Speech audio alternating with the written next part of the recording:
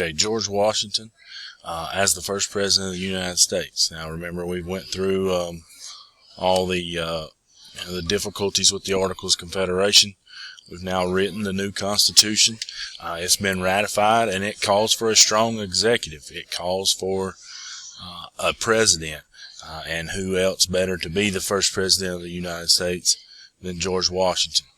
There was not an election when George Washington became the first president. He did not have to campaign. There was not another candidate that people voted for. It was a unanimous choice for Washington to be the first president. So we didn't go through all this election cycle like you see on TV today.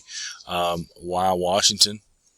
Okay, he's coming off a major victory. He is a national hero in the United States at this point in time because he led the revolutionary forces during the American Revolution against the British and pulled off the biggest upset ever in American history. So it was a no questions asked, hands down, no-brainer that George Washington was going to become the first president of the United States. As the first president, this has never been done before.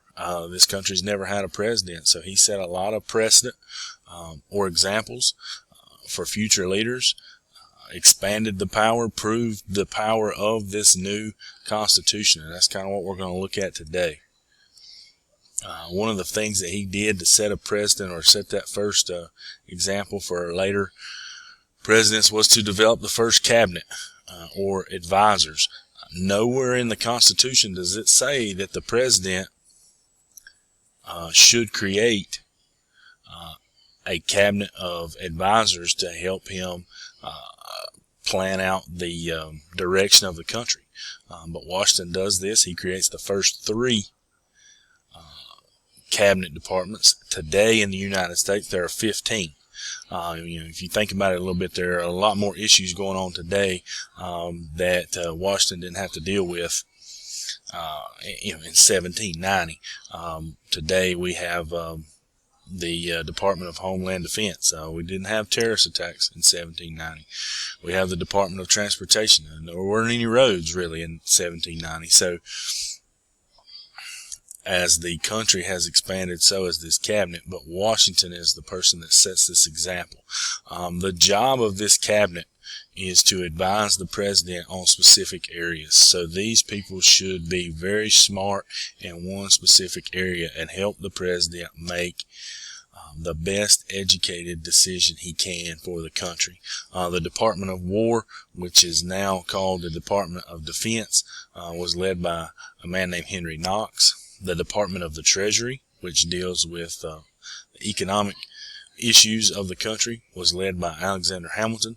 And the Department of State, which deals with foreign countries, was led by Thomas Jefferson.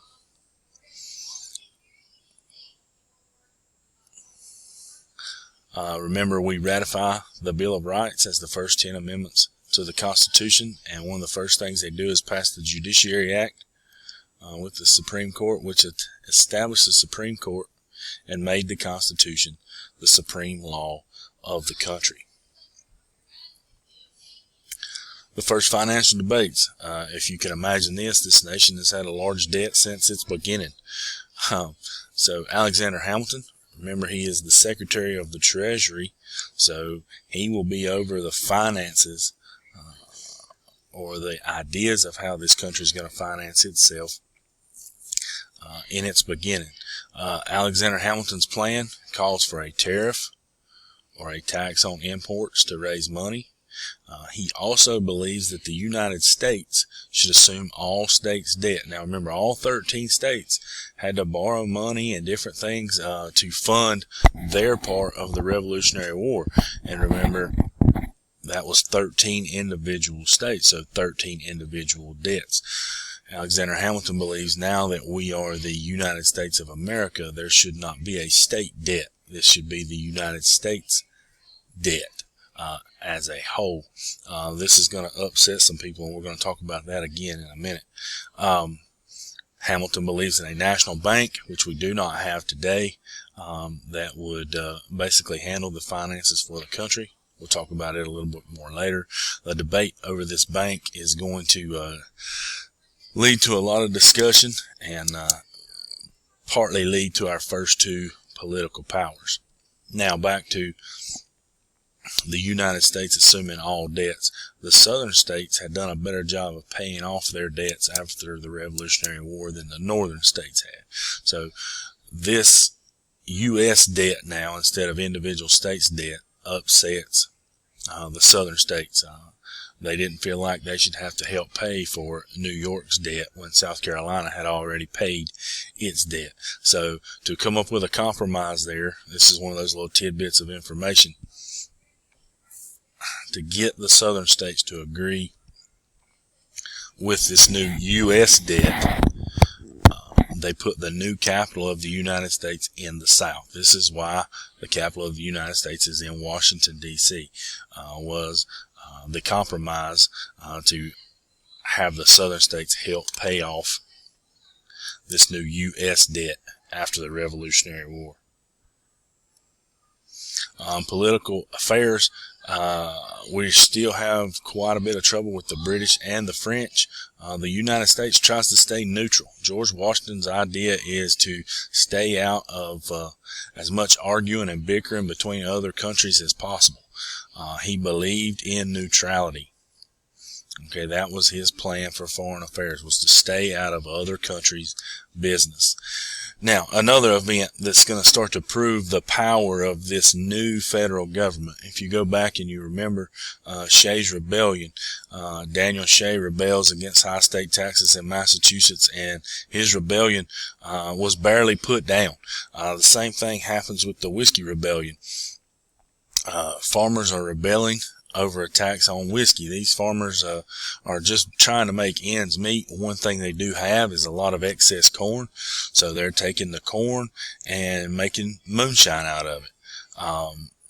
President Washington says that's perfectly okay, but you're going to pay a tax on all the whiskey that you sell. They don't like this tax. They rebel for a short amount of time.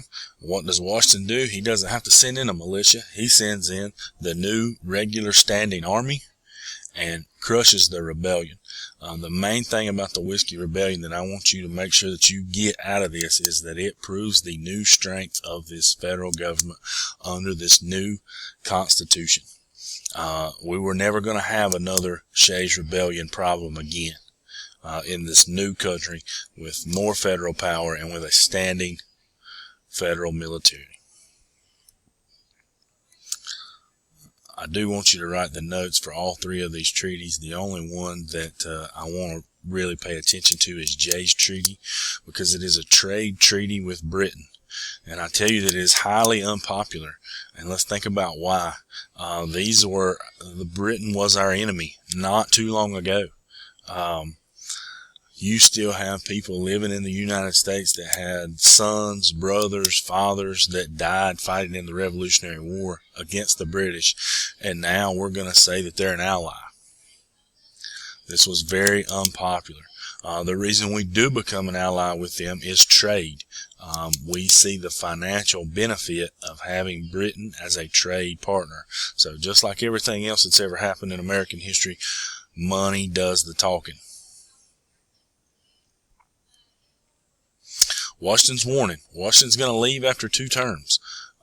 This is where the unwritten rule at this point in time that no president should serve more than 2 terms. He serves his 2 terms, 2 4-year terms, 8 years total. They ask him to stay and he refuses. He says basically, what's going to be the difference between me and a king if I don't step down? So he steps down after 2 terms. Political fighting has already begun. Even though Washington says that we should not have political parties, that they will divide the country. Imagine that. And Washington also says we should not have any involvement in foreign affairs. Stay out of other countries' business. Be neutral. So these were Washington's 3 warnings, or 2 warnings and 1, this is what you should do when talking about only serving 2 terms, as he leaves office after 8 years as the first president of the United States of America. We're now going to take some time to look at how these 2 political parties begin and what their ideas are as we do an activity with Jefferson and Hamilton.